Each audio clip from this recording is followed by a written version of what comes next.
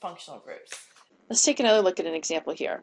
In this case, I'm asking you to circle and name the functional groups in this large molecule. So you have to look very carefully at the molecule to decide what the functional groups are. So take a look at it. See if you can find functional groups. You should find 4 functional groups. Okay. Right here you'll see this is a carboxylic acid functional group.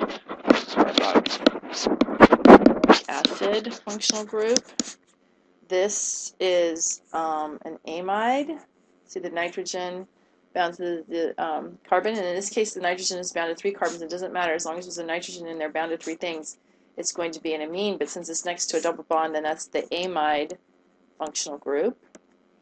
And then we have another carbon bound to nitrogen with a double bond, amide functional group.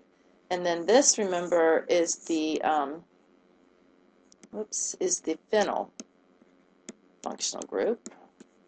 There's also a sulfur on here, and sulfur adds functionality, but we can cover that. We'll note that there is a sulfur, which is different than carbon or hydrogen.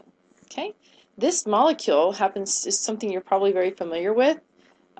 It happens to be called penicillin. It is the line angle drawing of the molecule penicillin, which is a common antibiotic. I'll show you a look at this as we start to understand, as we move forward and start to understand how these different shapes and these different molecules with different functional groups and different shapes have different functionalities. There's a great resource. Let's see, where you can look at the 3D structure of these molecules, and this is the 3D structure of penicillin, and see if you can find the functional groups looking at it this way. Okay, remember these things can move all around in different directions.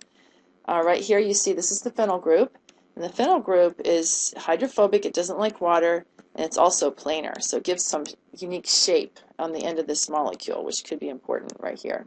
See how it's planar? Here's an amide functional group right here in the middle.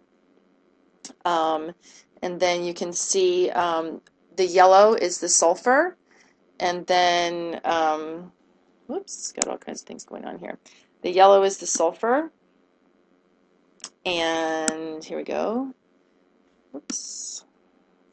And then there's the other, let's see, what's this over here? Okay, you can see the 2 amide functional groups. And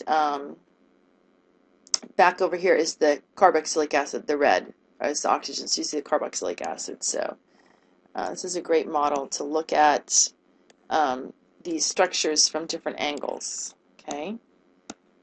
Alrighty. So it's got all kinds. If you look at it down this way, it looks very narrow, but then if you flip it over to its side, it looks much thicker. Okay. And there's other ways you can do with this. You can do this space filling as opposed to this.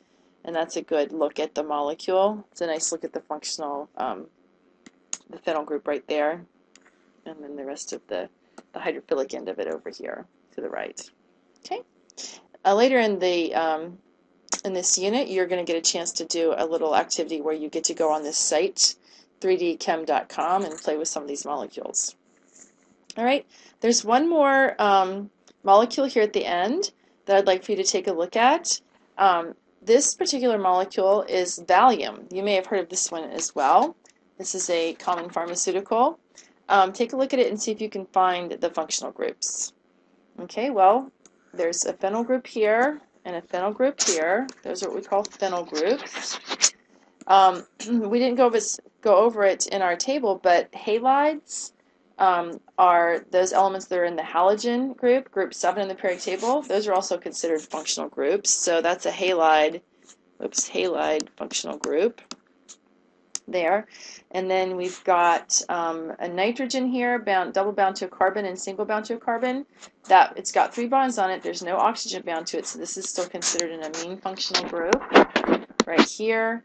And then here we've got the nitrogen that's bound to carbon with a double bond oxygen, so this one here is called an amide. So I have lots of homework, and then you can look if you want on your own to see the 3D structure of Valium, and see how when you actually put it into the 3 dimensions how it looks. Again, later on this semester or in this unit, I'm going to have you do an exercise where you look at some of these.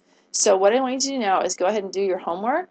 You have a lot of homework to practice identifying and naming functional groups.